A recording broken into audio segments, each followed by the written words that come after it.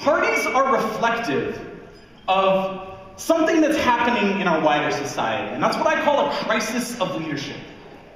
We have a crisis of leadership in our communities.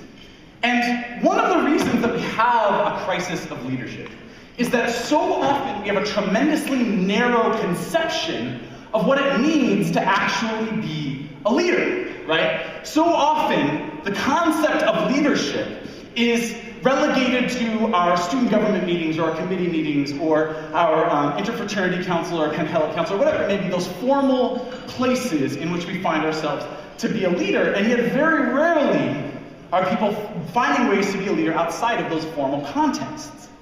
And what's interesting about our social spaces, our partying spaces, is that often we treat those as if it's somehow possible to disengage from the world.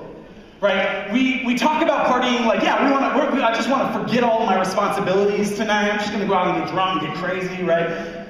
That's how we talk about partying, as if it's somehow possible to leave all of the things that are happening in our lives behind for that period of time that we are partying.